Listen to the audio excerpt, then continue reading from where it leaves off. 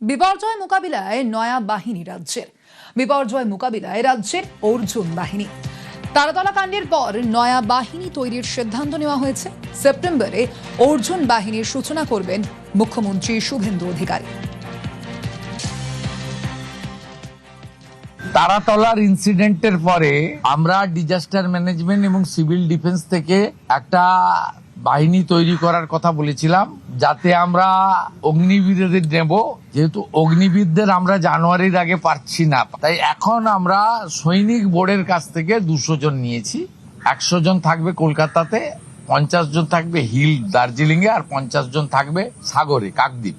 যে কোনো ধরনের ডিজাস্টারের ক্ষেত্রে তারা কুইক রেসপন্স করতে পারবে উইথ মডার্ন ইকুইপমেন্টস। প্রচুর টাকা ভারত সরকার দিয়েছিলেন ডিজাস্টার ম্যানেজমেন্টে, আগের সরকার খরচ করেনি। অর্জুন বাহিনী তৈরি করা হচ্ছে, সেপ্টেম্বর মাসে তারা কাজে নামবেন, আমি লঞ্চিং করব।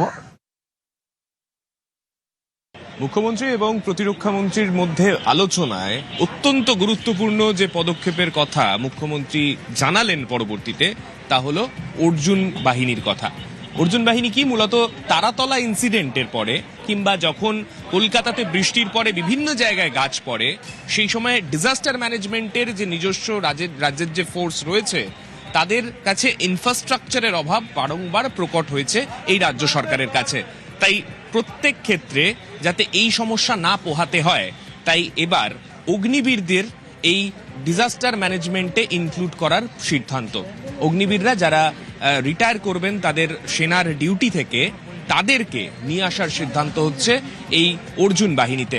তবে অগ্নিবীরদের প্রথম ব্যাচ তারা রিলিজ হবেন আগামী জানুয়ারিতে।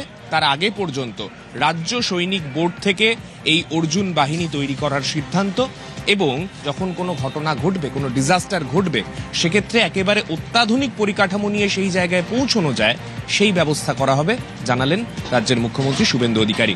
সেপ্টেম্বর মাস থেকেই এই অর্জুন বাহিনী তারা আত্মপ্রকাশ করবে। মুখ্যমন্ত্রী নিজে তাদের এই বাহিনীর উদ্বোধন করবেন। ক্যামেরায় অর্চন রায় গোস্বামীর সঙ্গে সান্নিক ঘোষ, নিউজ 18 বাংলা, কলকাতা।